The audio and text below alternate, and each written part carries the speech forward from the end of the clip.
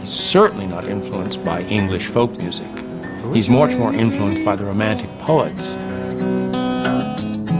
For your one and all, tell me now, which... If you want English music properly played, then Nick Drake was the most modern and the most accomplished of any of those. I mean, like, more sensitive than Davy, more sensitive than just about anyone I can think of.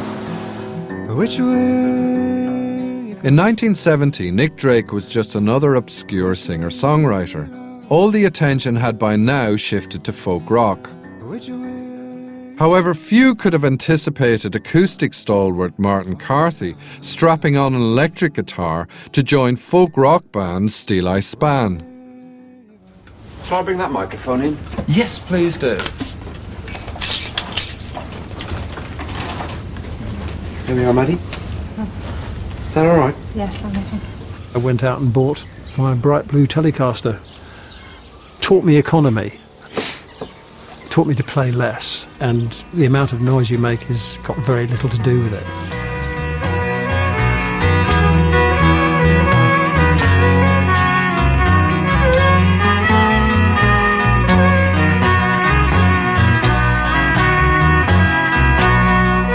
They were a bit like a British version of the Velvet Underground. They had a couple of electric guitars and that droning viola, and it had that real kind of icy medieval nighttime sound. All along in the morning she rises from the nest.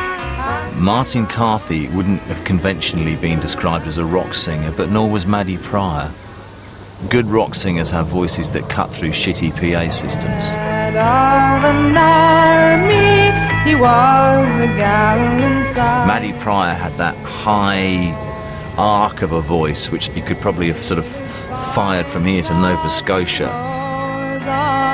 Steel Eye Span was the realisation of the 60s generation's artistic quest to present British folk music to a contemporary audience.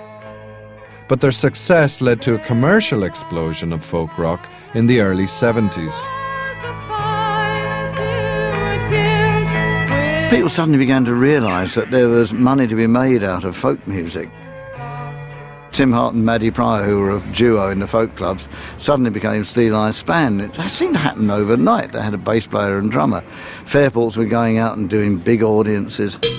'Cause the fog on the Tyne is all mine, all mine. The fog on the Tyne is all mine. Lindisfarne came along and had a huge hit. All mine. The fog on the Tyne is all mine. We were the biggest at the time. We entered the charts and were in there for 54 weeks.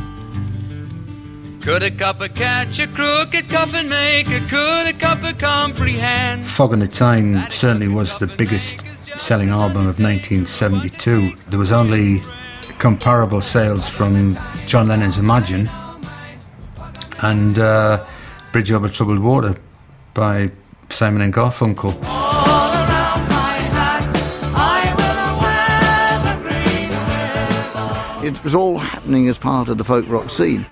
These records began to make the charts. All Around My Hat put pop into folk music. Suddenly we had a hit with Part of the Union. Part of the Union from the Strawbs.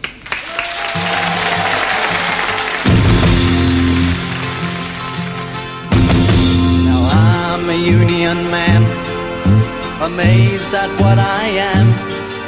I say what I think, that the company stinks. Yes, I'm a union man. At a time when Ted Heath's Conservative government was going head-to-head with the unions, folk rock delivered a chart-topping hit with a distinctly anti-union message, turning the traditional role of folk music on its head.